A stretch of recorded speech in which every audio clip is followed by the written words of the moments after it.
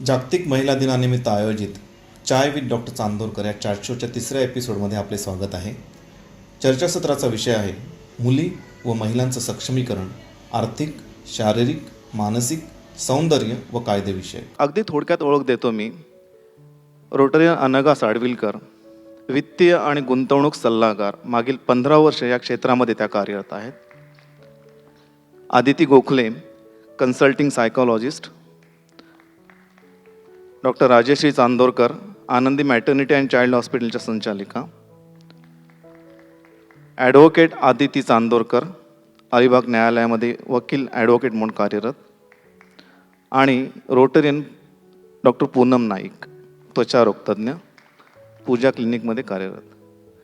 तर मित्रहो, या आजच्या कार्यक्रमाचा जो विषय आहे, चर्चासत्राचा जो विषय आहे, तो मुलींचं आणि महिलांचं सक्षमीकरण, आर्थिक, मानसिक व शारीरिक हा विषय आहे या पहिल्या चर्चासत्राचा.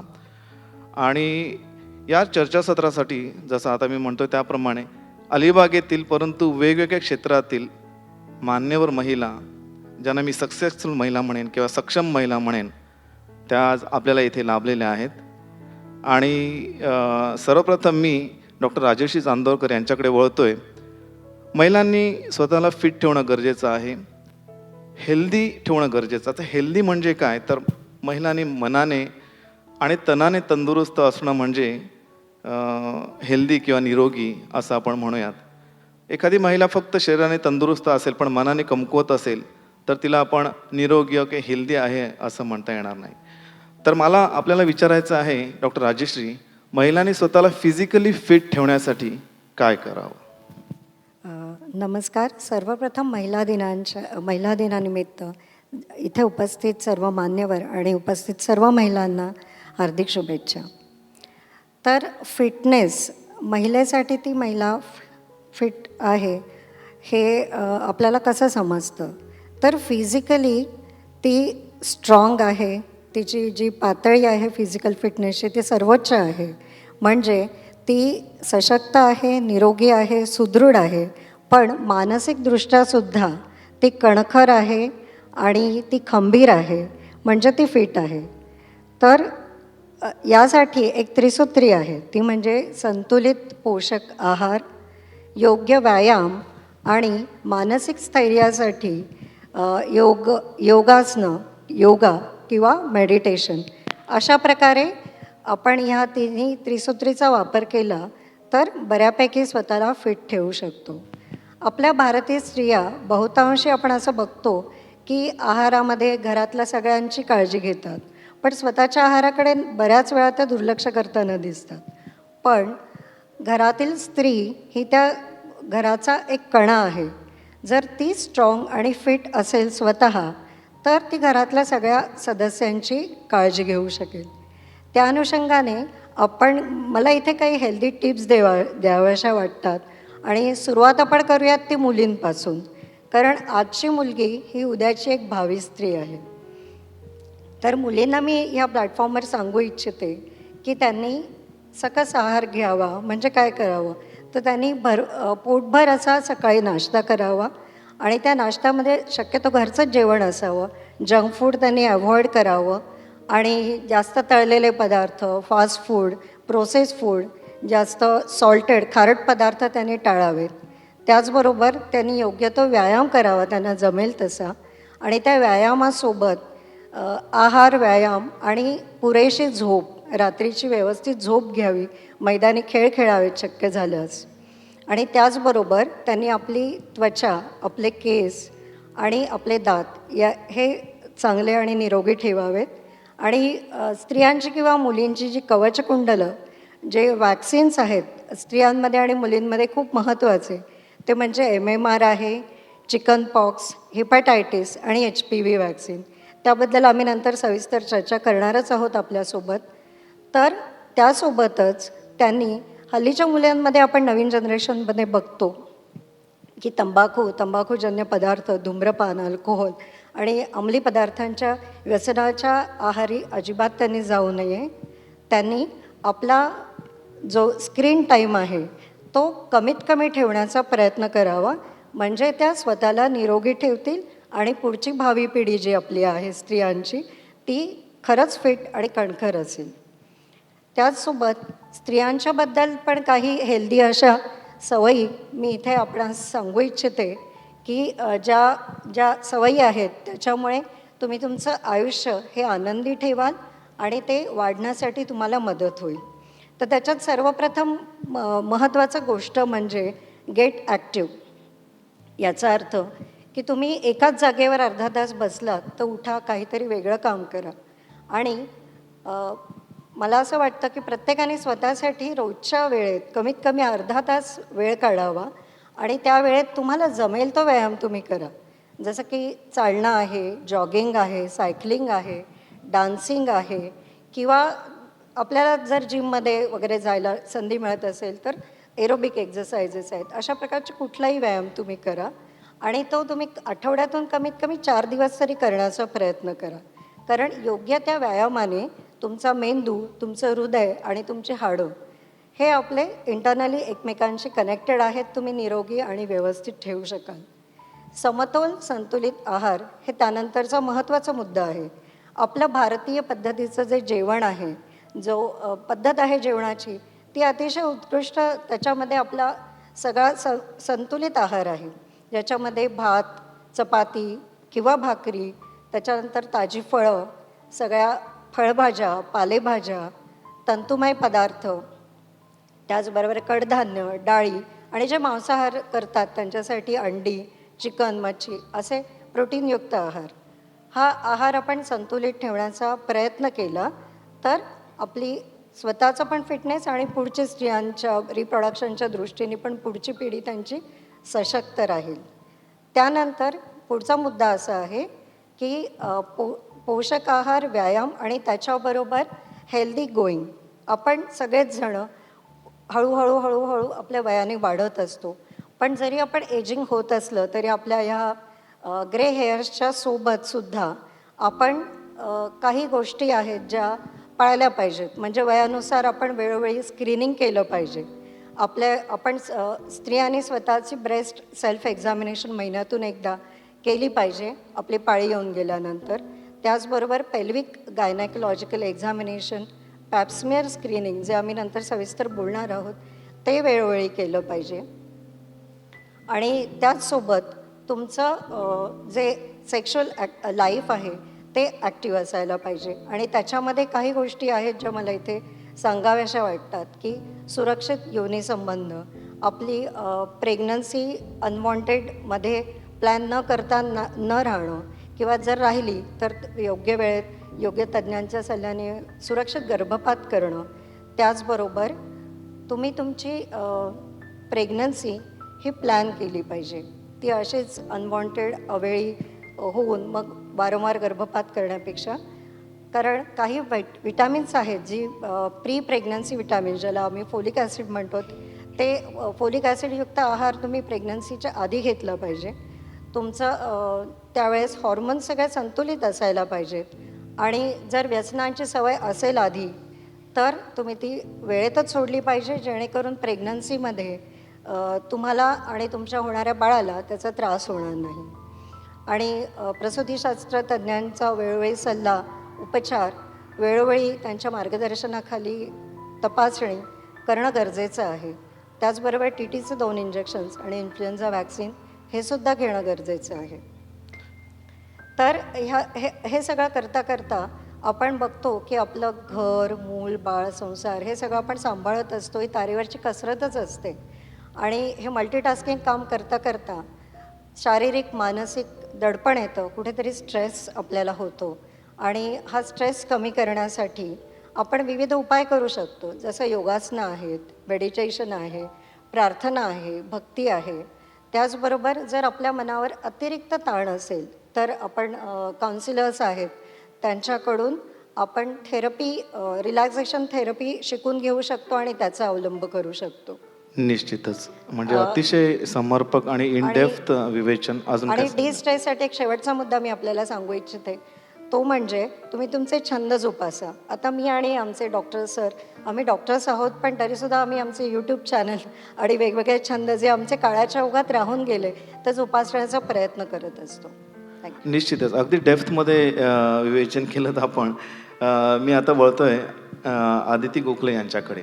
आदिती, महिलांना अनेक कौटुंबिक समस्यांना सामोरं जावं लागतं आणि या कुटुंबातील विविध समस्यांना सामोरं जात असताना नात्यांना कसं जपायचं याविषयी थोडं विवेचन करा आपण. ओके, आपण सगळ्यात आधी कौटुंबिक समस्यांबद्दल बोलूयात. तर काय असतात आपल्या कौटुंबिक समस्या? मुलं ऐकत नाही, घरातली ज्येष्ठ लोक आणि बाकी सदस्य ह्यांच्यामध्ये थोडे वादविवाद होतात, किंवा नवरा बायकोमधल्या काही छोट्या मोठ्या कुरबुरी असतात, किंवा ज्यांच्या घरात ॲडोलसंट्स मुलं आहेत, वयात येणारी मुलं आहेत, तर ती ह्या एका ठराविक एज ग्रुपमध्ये खूप जास्त बंडखोर होतात किंवा ऐकत नाही. समजा आईबाबा म्हणाले हे नाही करायचं, तर ते कसं करता येईल ह्याच्याकडे त्यांचा जास्त कल असतो, त्यामुळे थोडे वादविवाद होतात. तर ह्या सगळ्या गोष्टींचा म्हणजे जेव्हा घरातलं वातावरण कुठेतरी म्हणजे अलबेल नसतं घरात, तेव्हा त्याचा सगळ्यात जास्त स्ट्रेस येतो तो बाईवरती, घरच्या स्त्रीवरती त्याचा खूप परिणाम होतो. आणि मग कुठेतरी ती स्वतःला दोषी ठरवते किंवा कुठेतरी गिल्ट झोनमध्ये जाते की समाऊ मी माझ्या घरातलं वातावरण तितकं हेल्दी ठेवू शकत नाही किंवा आनंदी ठेवू शकत नाही. तर सगळ्यात आधी आपण असं ठरवूयात की आपण आपल्या ह्या गिल्ट झोनमधनं बाहेर यायला शिकलं पाहिजे. कारण फक्त एक माणूस घरातल्या पूर्ण परिस्थितीचा कारणीभूत असू शकत नाही. निश्चितच. दुसरी महत्त्वाची गोष्ट म्हणजे संवादाची दारं आपण उघडी ठेवली पाहिजेत. बरोबर. समजा आपल्या घरातल्या सर्व सदस्यांमध्ये इफेक्टिव्ह कम्युनिकेशन असेल तर त्याचा नक्की घरातले नातेसंबंध सुधारण्यासाठी फायदा होऊ शकतो. आता ह्याचं मी साधं उदाहरण देते की जसं आत्ता मी एक रिसेंट एक्झाम्पल दिलं तुम्हाला की घरात समजा ॲडोलसंट मुलगा किंवा मुलगी आहे आणि ते 14-15 वर्षाची मुलगी घरी येऊन सांगते की आज आम्ही सगळ्या मित्रमैत्रिणींनी ठरवलं आहे की 3 दिवस नागाव बीचला जायचं. तर काय होतं आपल्या घरी असं अचानक आपण शॉकमध्ये जातो. बिंग अ पेरेंट आपण शॉकमध्ये जातो. मग आपण त्याची आपली इमिजिएट रिॲक्शन काय असते की नाही, मी तर तुला नाहीच सांगणार, तू बाबांना विचार, बाबाही नाहीच सांगतील, त्यामुळे जायचं नाही आहे, हे असले काही फंडे तुम्ही काढू नका. हे झाला सीन 1. जसं मी म्हटलं इथे आता कम्युनिकेशनला आपण थोडासा एंटर करूयात ह्या सीन 2 मध्ये. तर डायरेक्ट ही रिॲक्शन देण्यापेक्षा जेव्हा तिथे प्रभावी संवाद येतो तेव्हा हाच सीन कसा बदलतो त्याचं मी उदाहरण सांगते. आता जेव्हा तुम्हाला 14-15 वर्षाची मुलगी सांगते की आम्ही 2-3 दिवस ट्रिपला जायचं ठरवतोय मित्रमैत्रिणी मिळून, तर आपण त्यांना पहिले समजून घेतलं पाहिजे अशा पद्धतीने की ठीक आहे, तुम्ही दोघं तिघं मित्रमैत्रिणी तुम्ही 2-3 दिवस जाणार आहात, पण मला तुम्ही जाण्याबद्दल थोडीशी शंका आहे. ह्याचं कारण तुम्ही आत्ता ह्या खूप नाजूक वयात आहात की जिथे तुम्हाला खूप प्रलोभनं असू शकतात, खूप सारी अट्रॅक्शन्स असू शकतात. आता इथे एलॅबोरेटिव्ह पार्ट येतो असा की ज्या गोष्टी आपण टॅबू सब्जेक्ट असतात, की ज्या गोष्टी आपण ह्या वयातल्या मुलांची टाळतो, त्या गोष्टींचा आपण इथे ह्या आपल्या कम्युनिकेशनमध्ये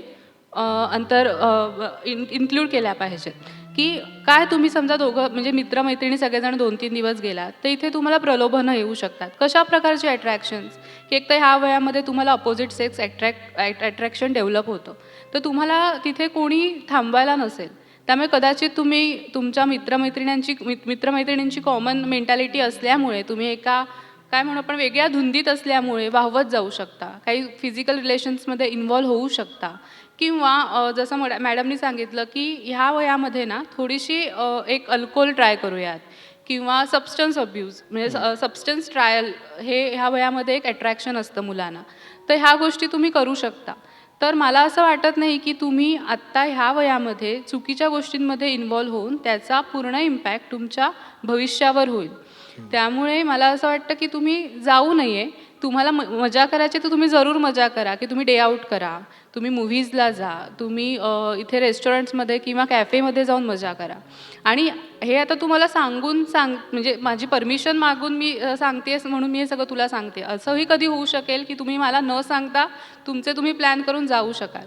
पण ह्या ज्या मी गोष्टी सांगितल्या त्या तू लक्षात ठेवल्यास तर त्याचा तुझ्या भविष्यासाठी फायदा होईल, जेणेकरून तू काही चुकीच्या डिसिजनमध्ये इन्व्हॉल्व्ह होणार नाहीस आणि त्याचा पुढे पश्चात्ताप करायची तुझ्यावर वेळ येणार नाही. तर हा सीन 2 होता. बरं. आणि इथे आपण इफेक्टिव्हली कम्युनिकेट केली गोष्ट, त्याच्यामुळे ती गोष्ट मे बी जास्त चांगल्या पद्धतीने समजू शकेल आणि जे ग्रजेस डेव्हलप होतात मुलांमध्ये आणि पेरेंट्समध्ये, ते ग्रजेस दूर होऊ शकतात. अढी निर्माण जी होते मनामध्ये ती दूर होऊ शकते. त्यामुळे इफेक्टिव्ह कम्युनिकेशनचा आपण आपले नातेसंबंध सुधारण्यासाठी किंवा नातेसंबंध बॅलन्स करण्यासाठी खूप जास्त फायदा होतो. नक्कीच. म्हणजे थोडक्यात सांगायचं झालं तर कुटुंबातील सर्व सदस्यांमध्ये हेल्दी संवाद होणं गरजेचं आहे. डेफिनेटली. असं म्हणतात सक्षम महिला ह्या मेंटली टफ असतात, परंतु कधीकधी सक्षम महिलांना सुद्धा कौटुंबिक हिंसाचारास सामोरं जावं लागतं. आणि कौटुंबिक हिंसाचारास विरोध करणारं असं काय कायदा आहे का? ॲडव्होकेट आदिती. नक्कीच. ॲक्च्युली तसं बघायला गेलं तर 1961 पासून भारतामध्ये सर्व कायदे लागू आहेत.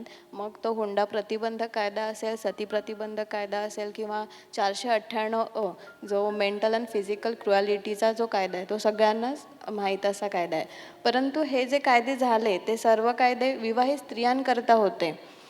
पण अन्याय हा फक्त विवाहित स्त्रीवरच होतं असं नाही, तर कोणत्याही स्त्रीवर हा अन्याय होऊ शकतो जी कुटुंबात राहते. मग ती कोणाची आई असो, कोणाची बहीण असो किंवा कोणाची पत्नी असो किंवा सिंगल वुमन जी लिव्ह इन रिलेशनशिपमध्ये राहतात, ह्यांच्याकरिता कौटुंबिक हिंसाचारास प्रतिबंधक 2005 हा कायदा अगदी सामाजिक गरज शोधून करण्यात आला.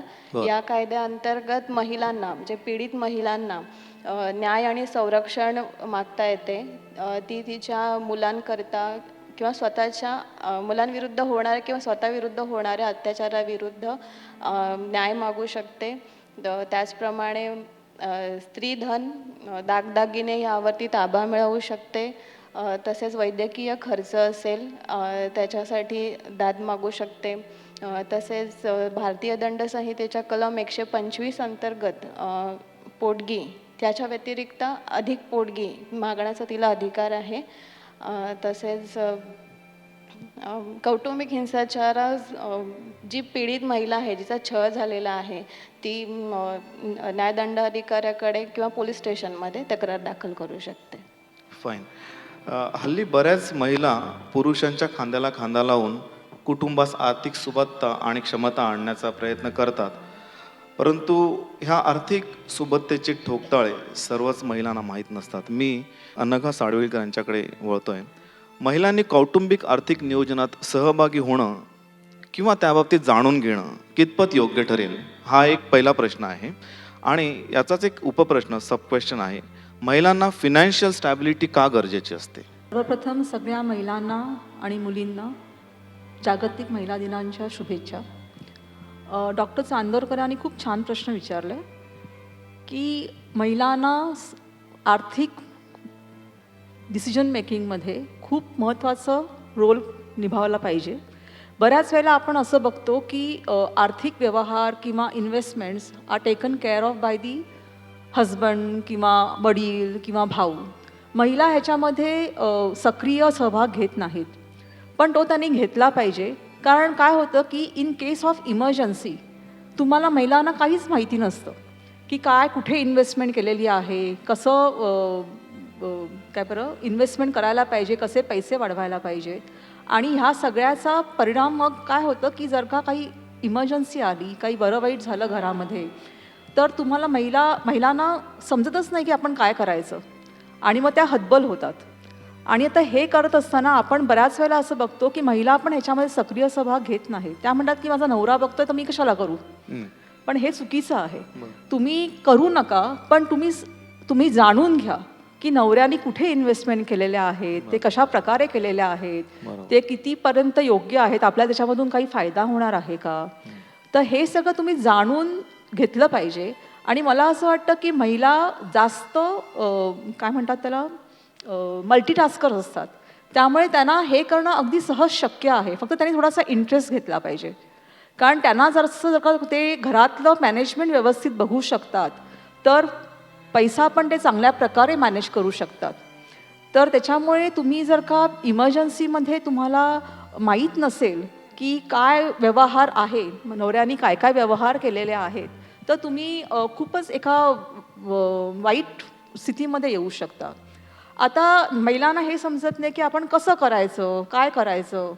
तर कुठचंही इन्व्हेस्टमेंट करताना पहिले 4 गोष्टी बघायच्या असतात. एक म्हणजे सिक्युरिटी, की तुम्ही जे इन्व्हेस्ट करताय किंवा तुम्ही जे पैसे निवेश करतायत त्याची कितपत सिक्युरिटी आहे. तुम्हाला त्याचा परतावा, तुमचं मुद्दल तुम्हाला सिक्युअर्ड आहे की नाही, तुम्हाला मुद्दल परत मिळेल की नाही. हा पहिला भाग झाला. दुसरा भाग म्हणजे लिक्विडिटी. लिक्विडिटी म्हणजे तुम्हाला जेव्हा पाहिजे तेव्हा तुम्हाला ते पैसे मिळतील का, आणि तुम्हाला किती फास्ट ते पैसे मिळतील. तुम्हाला जर का एखादा प्रॉब्लेम आला आणि तुम्हाला पैसे काढायची गरज वाटली तर तुम्हाला ते पटकन पैसे काढता येतील का, हा दुसरा भाग झाला. तिसरा भाग रिटर्न ऑन कॅपिटल, म्हणजे तुम्हाला तुम्ही जे पैसे इन्व्हेस्ट करताय त्याच्यावर तुम्हाला किती रिटर्न्स मिळत आहेत. हा म्हणजे तुम्ही किती इंटरेस्ट मिळतोय किंवा किती तुम्हाला डिव्हिडंड मिळतोय, हा तिसरा भाग झाला. आणि चौथा भाग म्हणजे अवधी, की तुम्ही तुमचा जर का मुलगा 10 वर्षाचा आहे किंवा 5 वर्षाचा आहे तुमचा मुलगा आणि तुम्ही त्याच्या शिक्षणासाठी पैसे बाजूला काढताय किंवा इन्व्हेस्ट करताय, तर तुम्हाला साधारण तो जेव्हा 12वीमध्ये जाईल, म्हणजे तो जेव्हा 17 वर्षाचा असेल तेव्हा तुम्हाला त्या पैशाची गरज असणार आहे. तर तुम्ही जर का 5 वर्षापासून जर का तुम्ही पैसे काढताय, पैसे इन्व्हेस्ट करताय, तर तुम्हाला ते 17 वर्षी परत मिळणं अपेक्षित असतं. पण जर का तुम्ही अवधी 20 वर्षाचा घेतलात, की त्या particular instrument, for example LIC policy तुम्ही काढलीत की ती आहे 20 वर्षाची, तुम्ही वयाच्या 5व्या वर्षी 20 वर्षाची पॉलिसी काढली तर तुम्हाला मुलाच्या 25व्या वर्षी त्याचा परतावा मिळेल. पण त्याचा काही उपयोग नाही आहे, कारण तुम्ही ती पॉलिसी तुम्ही काढली आहे मुलाच्या शिक्षणासाठी. तर 17व्या वर्षी तुम्हाला काय मिळतंय का, तर तो अवधी बघणं पण हे फार गरजेचं असतं. आता हे 4 बेसिक फंडाज आहेत की त्याच्यावरती तुमचं इन्व्हेस्टमेंट डिसिजन अवलंबून असते. आता हे करत असताना तुम्ही पहिल्यांदा स्वतःकडे बघितलं पाहिजे की तुम्ही तुमचं रिस्क ॲपेटाईट किती आहे, की तुम्हाला रिस्क घ्यायची आहे का. कारण कधीकधी काय होतं की शेअर्समध्ये, म्युच्युअल फंडमध्ये मार्केट रिलेटेड इन्स्ट्रुमेंट्स असल्यामुळे शेअर मार्केट वरखाली होत असतं आणि त्याप्रमाणे तुमच्या इन्व्हेस्टमेंटची व्हॅल्यू पण वरखाली होत असते. तर त्यामुळे तुम्ही पहिल्यांदा हे बघितलं पाहिजे की तुम्ही किती रिस्क घेऊ शकता, तुम्हाला कितपत तुम्हाला चालत आहे की किती वरखाली झालं तर चालेल का. तर काही ज्या गव्हर्नमेंट स्कीम्स आहेत, लाईक पोस्ट ऑफिस स्कीम्स आहेत किंवा नॅशनलाइज बँकांच्या FDs आहेत, तर त्या सिक्युअर्ड असतात टू ग्रेट एक्सटेंट, पण त्याच्यामुळे तुम्हाला रेट ऑफ इंटरेस्ट फारच कमी मिळतो. आता जेव्हा तुम्ही रिटर्न ऑन कॅपिटल बघता तर त्यावेळेला तुम्हाला रिटर्न ऑफ कॅपिटल हे 2 गोष्टींच्या संपर्काने ह्याच्याप्रमाणे बघावं असतं, की एक म्हणजे absolute rate of return. Absolute rate of return म्हणजेच काय, की तुम्हाला जे परतावा मिळतोय त्याच्यामधून तुम्ही इन्कम टॅक्स वजा करून नंतर इन्फ्लेशन म्हणजे तुमचा महागाईचा जो दर आहे तो तुम्ही रिड्यूस करून तुम्हाला हातामध्ये काय मिळतं. जर का आजचा महागाईचा रेट आहे 6% आणि तुम्ही जर का इन्कम टॅक्स तुम्ही भरताय 10 किंवा 20%, तर तुम्हाला रिटर्न्स किती मिळाले पाहिजेत 6%पेक्षा, आणि परत त्याच्यावरती तुम्ही इन्कम टॅक्स भरा, म्हणजे जवळजवळ 6.6% तुम्हाला जास्त रिटर्न्स मिळाले पाहिजे, तर तुमची ते रिअल इन्व्हेस्टमेंट होते. अदरवाईज तुम्ही निगेटिव्ह तुमचं पैसे कमीच होतात. तर तुम्हाला ते बघायला पाहिजे की तुम्ही नुसतं FDमध्ये टाकून किंवा ते सिक्युअर्ड आहे म्हणून फक्त FDमध्ये टाकून तुम्ही फक्त 5 आणि 6%वरती जर का तुम्हाला परतावा मिळत असेल तर तुम्हाला ॲक्च्युली काहीच मिळत नाही. कारण तुमचं महागाई आहे ही दर 6% वाढते किंवा 7% वाढते, प्लस तुम्ही इन्कम टॅक्स भरताय. तर हा तुम्ही विचार करायला पाहिजे की केवळ सिक्युरिटी करून तुम्ही थोडीशी तरी आयुष्यामध्ये रिस्क घेतलीच पाहिजे. आपण जेव्हा घराच्या बाहेर पडतो तेव्हा रोज कितीतरी ॲक्सिडेंट होत असतात, पण तरी पण आपण घराच्या बाहेर पडतोच, ती आपण रिस्क घेतोच. तसंच जर का तुम्हाला खरोखरच चांगले इन्व्हेस्टमेंट रिटर्न्स पाहिजे असतील, तुमच्या कॅपिटलवरती चांगले रिटर्न्स पाहिजे असतील, तर कुठे ना कुठेतरी तुम्हाला थोडीशी कॅल्क्युलेटेड रिस्क घेणं हे आवश्यक आहे. हा झाला रिटर्न ऑफ कॅपिटलचा. आता लिक्विडिटीमध्ये कसं असतं की तुम्हाला बघावं लागतं की पर्टिक्युलर स्कीम क्रेडिट रेटिंग त्याचं काय आहे. वेगवेगळ्या क्रेडिट रेटिंग एजन्सीज असतात, तर त्या तुम्हाला त्याचं क्रेडिट रेटिंग देतात. क्रेडिट रेटिंग म्हणजे काय की AA किंवा AAA किंवा A+ असं वेगवेगळे क्रेडिट रेटिंग्स असतात. त्याच्यामुळे तुम्हाला समजतं की ती पर्टिक्युलर स्कीम किंवा पर्टिक्युलर कंपनी ही कितपत सिक्युअर्ड आहे, म्हणजे तुम्हाला कितपत त्याचा परतावा तुम्हाला वेळेवरती मिळेल की नाही, इंटरेस्ट वेळेवरती मिळेल की नाही, किंवा ते डिफॉल्टर्स तर नाही आहेत ना. तर हे पण तुम्ही बघितलं पाहिजे. आणि अवधी जसं तुम्हाला सांगितलं की तुम्ही कुठच्या कारणासाठी इन्व्हेस्ट करत आहात आणि त्याचा अवधी किती आहे. तुम्ही जर का मुलीच्या लग्नासाठी पैसे बाजूला काढताय किंवा मुलाच्या शिक्षणासाठी पैसे बाजूला काढताय किंवा तुमच्या रिटायरमेंटसाठी तुम्ही जर का पैसे बाजूला काढताय, तर तुम्हाला एक पर्टिक्युलर तुम्ही एक काळ ठरवला पाहिजे आणि तुम्ही गोल बेस्ड इन्व्हेस्टमेंट करायला पाहिजे असं मला वाटतं. बरोबर. आणि बऱ्याचशा वेळेला असं होतं ना की घरातील कर्ता पुरुष असतो आणि त्याचं अकाली निधन होतं निधन झालं, आणि घरातल्या स्त्रीला त्याच्या इन्व्हेस्टमेंट विषयी किंवा काहीच माहिती काहीच माहित नसतं. आणि ह्याच्यामध्ये काही वेळेला पुरुषांचा पण थोडासा दोष असतो. ते म्हणतात की मी बघतोय ना, तू कशाला लक्ष हो, घालते. बरोबर. खरं. आणि बायका पण असं म्हणतात की नवरा बाकी काही काम करत नाही, एवढं तरी करतो, करू दे ना. हो, हा पण एक हे खरं आहे. मजेचा भाग झाला. पण मॅडम कधी कधी बायका पण म्हणतात तुम्ही करताय ना, कशाला मला सांगताय तुम्ही हो, मला. ते असं पण असंही होतं. आहेच. म्हणजे हो, हो, हो. It's both ways. Yes, yes. म्हणजे इथे सगळ्या महिला आहेत, सगळ्या महिलांसाठी आम्ही पुरुषांनी हा कार्यक्रम अरेंज केलाय. पण थोडंसं त्याच्यामध्ये ह्युमर आलं तर खूप बरं वाटेल असं मला वाटतंय. मी आता डॉक्टर पूनम यांच्याकडे बोलतोय. महिलांच्या मनामध्ये बरेचसे न्यूनगंड असतात. म्हणजे काही महिलांना असं वाटतं की आपण दिसायला तेवढ्या चांगल्या नाही आहोत, तर आपण सक्षम होऊ का. तर डॉक्टर पूनम, सक्षमता आणि सुंदरता याचा काय संबंध आहे का? माझ्या मते सौंदर्याला 2 पैलू असतात. म्हणजे आंतरिक सौंदर्य व एक बाह्य सौंदर्य. तर एक त्वचारोग तज्ज्ञ म्हणून गेल्या 10 वर्षामध्ये जे आम्ही उदाहरणं बघतोय, जे केसेस बघतोय, त्यावरून मला तरी वाटतं की काही अंशी बाह्य सौंदर्य आणि सक्षमता यामध्ये थोडं तरी संबंध आहे. बरं. हां. आणि म्हणजे फॉर एक्झाम्पल आपण जेव्हा एखाद्या व्यक्तीला अल्पशा काळासाठी अगदी थोड्या काळासाठी भेटतो, तेव्हा सबकॉन्शियस लेवलला आपल्या मनामध्ये त्या व्यक्तीबद्दल एक प्रतिमा निर्माण होते, जी मॅक्झिमम टाईम त्याच्या एक्सटर्नल जे फीचर्स आहे त्यावरून ती तयार होते. तर असं म्हणतात की first impression is last impression. असं काही 100% खरं नाही आहे, पण सध्याच्या काळामध्ये तरी काही अंशी ते बरोबर ठरतं. आणि या सगळ्यांचं मूळ आपल्या जडणघडणीतच दडलेलं आहे.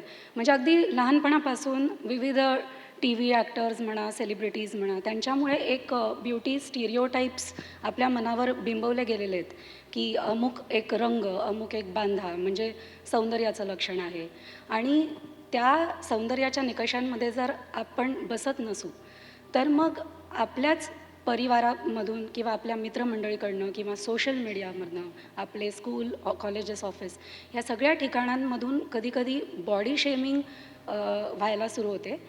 आणि या बॉडी शेमिंगमुळे विशेषतः तरुणाई इतक्या निराशेच्या गर्तेत जाताना आम्ही बघतो. म्हणजे याबद्दल मॅडम पण त्यांना अनुभव असेल.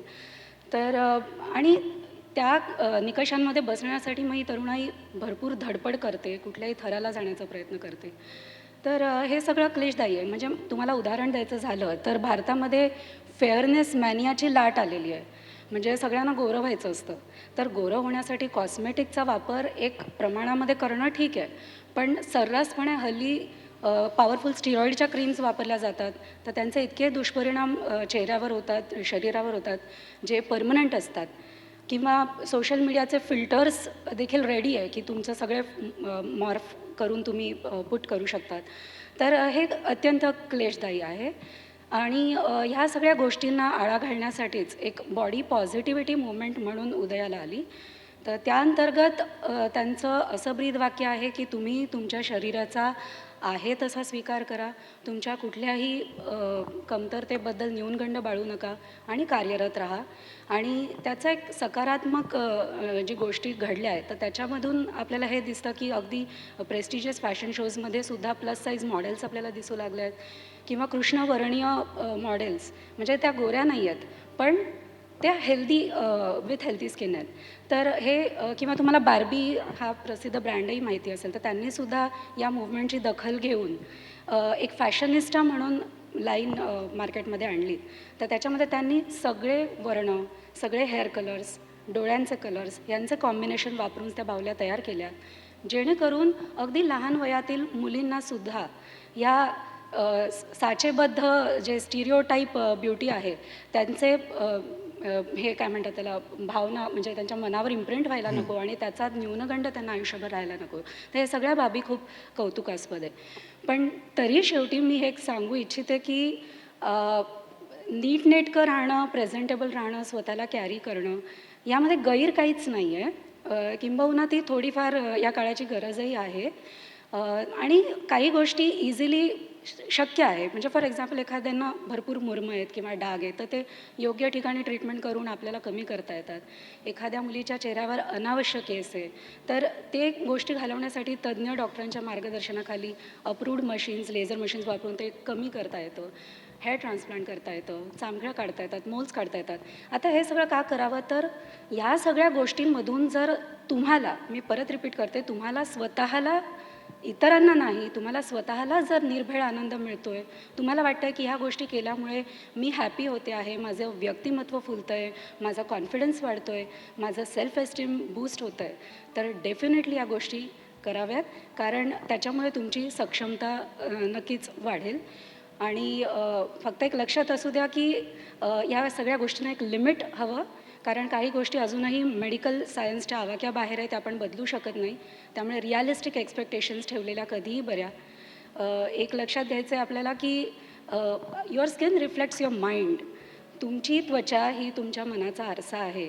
आलं लक्षात? तर अशावेळी तुमचं बाह्य सौंदर्यच तुमच्या सक्षमतेला कारणीभूत आहे असं नाही, तर तुमचा आनंद, तुमची आनंदी मानसिकता, तुमची वैचारिक प्रगल्भता, या सगळे कांगोरे एकत्र आले की तुम्ही अजून हॅपी व्हाल, तुम्ही अजून कार्यक्षम व्हाल आणि सक्षम व्हाल. असं बोलून मी येस. अतिशय समर्पक इनपुट आहे हा डॉक्टर पूनम आपला. महिलांनो, सर्वसाधारणपणे सगळ्याच महिलांना कौटुंबिक स्ट्रेसेसना, अनेक कौटुंबिक टेन्शन्सना सामोरं जावं लागतं. आणि अतिचिंता, अति काळजी यामुळे त्यांना काही शारीरिक व्याधी जडतात का? आणि दुसरा उपप्रश्न असा आहे, महिलांना मन आणि शरीर यांचा समतोल कसा साधता येईल? आदिती. हो, नक्कीच. ज्याला आपण म्हणतो सायकोसोमॅटिक डिसऑर्डर की अतिविचार. बघा, आपल्याला एक महिलांना अतिविचार करण्याची सवयच असते. महिला असं नाही, सर्व नॉर्मल ह्युमन बिईंग्सना अतिविचार करण्याची सवय असते. आता काही गोष्टी आपल्या हातात असतात. प्रॉब्लेम फक्त 2च प्रकारचे असतात. एकावरती आपल्याला सोल्युशन मिळवता येतं आणि एक असतात की त्याच्यावरती आपला काही कंट्रोलच नसतो. सो ज्या प्रॉब्लेम्सवरती आपण सोल्युशन काढू शकतो की त्याच्यामधनं काहीतरी मार्ग काढू शकतो, त्या आता आपण आपल्या हातात ज्या गोष्टी असतात त्या करतच असतो. पण अतिविचार जनरली अशाच गोष्टींचा केला जातो की ज्या आपल्या हातात नाही आहेत. आता फॉर एक्झाम्पल द्यायचं झालं तर माझा मुलगा समजा 3 वर्षाचा आहे, तो खूप मस्ती करतो आणि मग अरे बापरे, आता त्याचं फ्युचर काय होणार, आता तो कसा शिकणार, किंवा त्यांनी आत्तापासूनच असं केलं तर त्याचं कसं पुढे लक्ष राहणार, पुढे तो एवढा अभ्यास आहे, एवढं कॉन्सन्ट्रेशनची आवश्यकता आहे, तर तो कसं करू शकेल.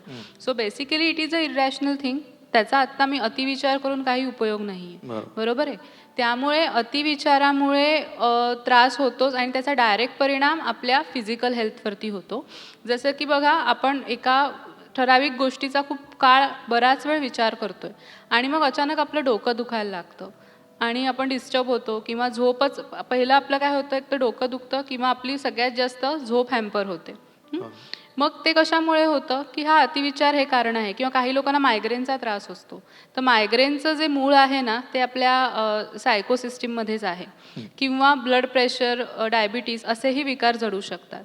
त्यामुळे ज्या गोष्टी आपल्या हातात आहेत त्याचा विचार करावा, ज्या गोष्टी आपल्या हातात नाही आहेत त्याचा जास्त विचार करणं हे ॲज गुड ॲज तुम्ही विष घेण्यासारखं आहे. It is very toxic thing. त्यामुळे प्रेझेंटमध्ये राहून ज्या आत्ता माझ्या हातात गोष्टी आहेत त्या सुधारण्यावरती आपण लक्ष दिलं तर जास्त आपलं मेंटली हेल्दी राहण्यासाठी मदत होते.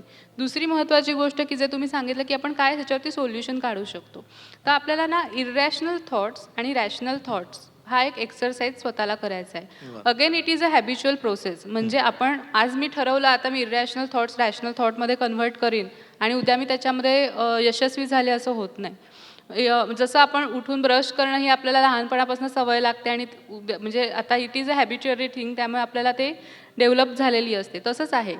तर त्या इरॅशनल थॉट्स आणि रॅशनल थॉट एक्सरसाइज म्हणजे काय, आता मी एक साधं उदाहरण देते की जसं आपला 8 मार्चचा हा प्रोग्रॅम डिक्लेअर झाला तर काही जणांच्या पटकन मनात आलं असेल की अरे आलं परत पेव महिला दिनाचं.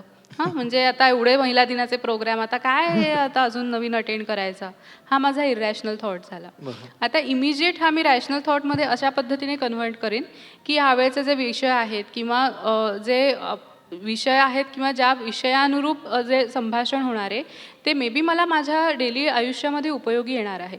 त्यामुळे काय हरकत आहे आपण जाऊन ऐकायला किंवा त्यातनं मला काहीतरी नक्कीच चांगलं मिळू शकेल. हे इरॅशनल आणि रॅशनल थॉट कन्व्हर्जन झालं. आणि त्याचबरोबर जसं मी मगाशी सांगितलं की बी इन प्रेझेंट, आत्ता जे आहे त्याच्यावरती आपण फोकस केलं आणि अतिचिंता अति काळजी टाळली तर डेफिनेटली आजचा तुम्ही प्रेझेंट, आजचा दिवस सुंदर केला तर आयुष्य सुंदरच होणार आहे. त्यामुळे अति काळजी अति चिंता ही हार्मफुलच आहे आणि त्याच्यामुळे सायकोसोमॅटिक डिसऑर्डर्स आपल्याला नक्की होऊ शकतात. बरोबर. संपत्ती कोणाला नको असते, म्हणजे बऱ्याचशा वेळेला असं मुलांना तर असं वाटतं की वडिलांच्या संपत्तीमध्ये आपलाच अधिकार आहे आणि बऱ्याचशा वेळेला मुलींना तर माहितीच नसतं की आपल्या वडिलांच्या संपत्तीमध्ये आपला हक्क आहे किंवा अधिकार आहे. तर आपली जी वडिलोपार्जित संपत्ती असते त्याच्या बाबतीत जे काय अधिकार असतात मुलींचे किंवा महिलांचे, त्या बाबतीत काय सविस्तर विवेचन आदिती करता येईल का, ॲडव्होकेट आदिती? वडिलोपार्जित संपत्तीमध्ये मुलांना जेवढे अधिकार आहेत तेवढेच महिलांना मुलींना देखील आहेत. 1956 पासून महिलांना वडिलोपार्जित म्हणजे हिंदू उत्तराधिकार कायदा त्याच्यामध्ये व्यापक अधिकार दिले असून त्या कायद्याअंतर्गत जी महिला आहे ती त्या स्त्रीधनाचा उपभोग किंवा जो खर्च आहे तो अनिर्बंधपणे करू शकते. तसेच स्त्रीधन मिळावे यासाठी ती न्यायालयामध्ये अर्ज देखील दाखल करू शकते. तसेच एकत्र कुटुंब पद्धती जिथे असते तिथे संपत्तीची वाटणी होते तर त्या वाटणीकरिता पण ती तिचा हक्क सांगू शकते आणि समान हक्क आहे मुलींना पण आणि मुलांना पण वडिलोपार्जित संपत्तीमध्ये. आणि मी शेवटचं सांगते की अन्याय करणारा जेवढा जबाबदार आहे तेवढा अन्याय सहन करणारी पण जबाबदार आहे. तर सगळ्या स्त्रियांनी अवेअर राहून त्या अन्यायाविरुद्ध लढायला हवं. आज सक्षमीकरणाचं मी एक छोटंसं त्यांना एक गायडन्स करते की त्यांनी निश्चितच सक्षम व्हावं. निश्चितच. डॉक्टर पूनम, मगाशीच तू म्हणालीस की महिलांनी किंवा मुलींनी स्वतःला अधिक चांगल्या पद्धतीने कार्य करणं गरजेचं आहे किंवा अधिक चांगल्या पद्धतीने प्रेझेंट करणं गरजेचं आहे. मग यासाठी काही पर्सनॅलिटी डेव्हलपमेंट कोर्सेस लावणं गरजेचं आहे का? किंवा आता एखादा व्यक्ती किंवा एखादी महिला जर चांगल्या पद्धतीने इंग्लिश बोलत असेल तर लगेच एखाद्यावर इम्प्रेशन पडतं, तर काही इंग्लिश स्पीकिंग कोर्सेस लावण्याची गरज आहे का? इंग्लिश स्पीकिंग कोर्सेस एक ऑथेंटिक म्हणजे मला नाभर सरांकडनंच त्याचं हे मिळालं. तर एक ब्रिटिश काउन्सिल म्हणून आहे ऑनलाईन इंग्लिश स्पीकिंग कोर्स. तर त्याच्यामध्ये ते तुमचं ग्रेडेशन करतात, तुमचं बेसिक लेवल कुठल्या लेवलपर्यंत आणि त्यानुसार मग ते तुम्हाला एनरोल करता येतं आणि त्या स्टेजपासून आपल्याला पुढे ते शिकता येतं.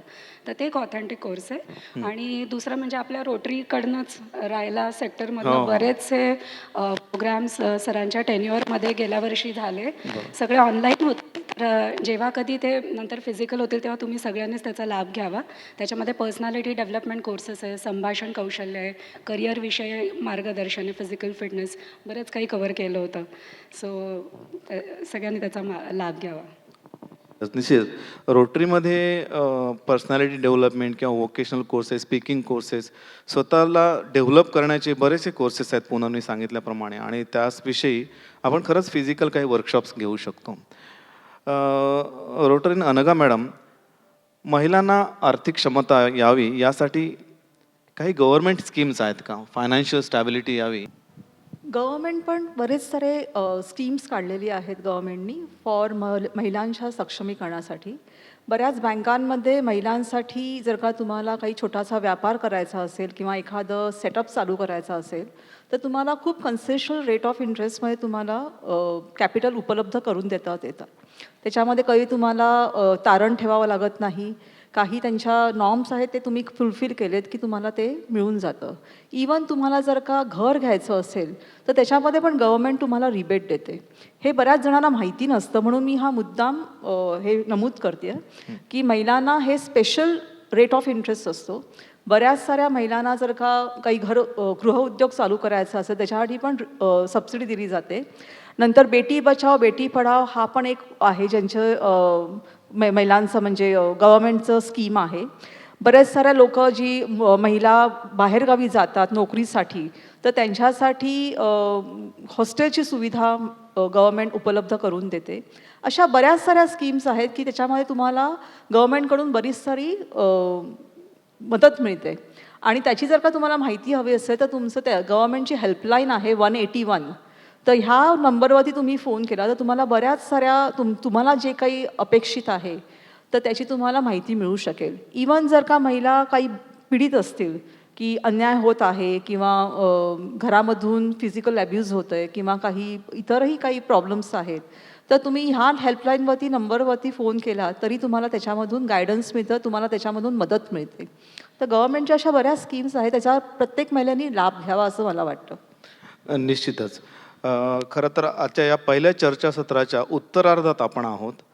अतिशय वर्दी असं हे चर्चासत्र होतं, अगदी क्रिस्प असं होतं. आणि हे जे चर्चासत्र आहे ते अधिकाधिक महिलांनी अटेंड करावं असं आम्हाला प्रामाणिकपणे वाटत होतं. अर्थात ऑडियन्समध्ये महिला खूप कमी दिसत आहेत, पण तरी देखील हे चर्चासत्र माझ्या यूट्यूब चॅनलवर आम्ही अपलोड करणार आहोत आणि ते जरूर तुमच्या नातेवाईकांना सांगा, तुम्ही महिलांना सांगा आणि तुम्ही जरूर पुन्हा एकदा बघा. तर मी आता डॉक्टर राजश्री चांदोरकर यांना विनंती करतो की आजचं हे जे चर्चासत्र झालं त्याचे टेक होम मेसेजेस अगदी थोडक्यात सांगा. हो, आपण सर्वांनी आता जे ऐकलं त्याच्यात संक्षिप्तपणे मी सांगू इच्छिते की अनघा यांनी सांगितलं मगाशी की तुम्ही गिल्ट झोनमधून बाहेर या. आपण सगळ्यांनाच खुश नाही ठेवू शकत, पण आपण स्वतःला तरी नक्कीच खुश ठेवू शकतो. आणि आपल्या घरामध्ये जर काही संवादामध्ये गॅप असेल, जनरेशन गॅप असेल, तर आपण त्या दृष्टीने स्वतःहून प्रयत्न केले पाहिजेत, संवादाची दारं उघडी ठेवली पाहिजेत, जेणेकरून हे रिलेशन्स हेल्दी असतील. त्यानंतर आदितीने आपल्याला आत्ता सांगितलं की 1961 पासून स्त्रियांसाठी बरेच कायदे कार्यान्वित झालेत आणि 2005 पासून न्याय आणि संरक्षण कायदा स्त्रियांना उपलब्ध आहेत. तर आपल्यावर अन्याय होत असेल तर तिने आत्ता मगाशी जसं सांगितलं की अन्याय सहन करणं हे सुद्धा चुकीचं आहे. तर तुम्ही सक्षम होण्यासाठी त्या अन्यायाच्या विरुद्ध आपण दाद मागितली पाहिजे, जेणेकरून आपण सेक्युअर्ड राहू भविष्यामध्ये.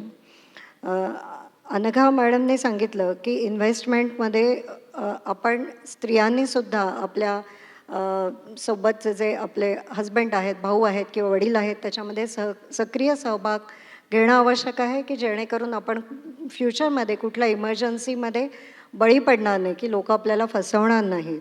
आणि त्यासाठी 4 गोष्टी त्यांनी महत्त्वाच्या सांगितल्या की सिक्युरिटी बघायला पाहिजे, लिक्विडिटी, रिटर्न्स, इंटरेस्ट आणि अवधी, ज्या अवधीमध्ये आपल्याला आपली इन्व्हेस्टमेंटचे रिटर्न्स हवेत त्या दृष्टीने आपण आपलं फायनान्सेस प्लॅन करायला पाहिजेत, जेणेकरून आपण आपली इन्व्हेस्टमेंट ही गोल बेस्ड ठेवू. पूनम नाईक यांनी सांगितलं की आपण बाह्य सौंदर्य हे नैसर्गिक आहे आणि आपण त्यातल्या त्यात काही मॉडिफिकेशन्स संभाव्य करू शकतो डॉक्टरांच्या कॉस्मॅटिक सर्जन्सच्या मदतीने, पण आंतरिक सौंदर्य आपल्या हातात आहे. मी सुद्धा मगाशी काही टिप्स सांगितल्या तुम्हाला की हेल्दी टिप्स सांगितल्या, त्याने आपण आपलं आंतरिक सौंदर्य, आपला फिटनेस, बेसिकली आपलं वजन आपण आटोक्यात ठेवलं तर बऱ्याच गोष्टी जसं अतिरिक्त रक्तदाब आहे, डायबेटीस आहे, कर्करोग आहे, हृदय आजार आहेत, त्यांच्यापासून आपण आपल्याला वाचवू शकतो. तर बॉडी पॉझिटिव्हिटी मुवमेंट, नीटनेटकं राहून स्वतःला आपण आहे त्या सौंदर्यात कसं प्रेझेंट करू शकतो आणि कॅरी करू शकतो हे प्रत्येकीने बघितलं पाहिजे. अदिती यांनी मगाशी सांगितलं की अतिविचार हे टाळले पाहिजेत. ज्या गोष्टी आपल्या हातात नाहीत त्याच्याबद्दल विचार करून आपण आपला स्ट्रेस वाढवून आपण आजारी पडण्यापेक्षा आपण आपल्या हातात ज्या गोष्टी आहेत त्या सुधरवूयात आणि रॅशनल टू रॅशनल कन्व्हर्जन कसं आपण करू शकतो याचंही त्यांनी खूप उत्तम उदाहरण दिलं आजच्या या प्रसंगावरून. त्याचबरोबर मगाशी पूनमने आपल्याला सांगितलं की काही डेव्हलपमेंटल कोर्सेस आहेत की जसं आजच्या नवीन जनरेशनची गरज आहे की इंग्लिशमध्ये बोलणं. त्यांना पिअर प्रेशर असतं. आपल्या अलिबागमध्ये राहिलेलं अचानक अमेरिकेत, युरोपमध्ये किंवा मुंबईला शिकायला गेली मुलं की त्यांना दडपण येतं. तर त्यासाठी त्यांनी वेगवेगळे जे कोर्सेस आहेत ते करून आपण स्वतःला पुढे नेऊ शकतो. आणि गव्हर्नमेंटच्या वेगवेगळ्या स्कीम आहेत, अनघा मॅडमने जसं सांगितलं तसा महिलांनी त्याचा लाभ घ्यावा आणि आपली उत्तरोत्तर प्रगती करावी. मित्रहो, हा चार्ट शो जर आपल्याला आवडला असेल तर या चार्ट शोची लिंक अधिकाधिक मुली व महिलांपर्यंत पोहोचवण्यास आम्हाला सहकार्य करा.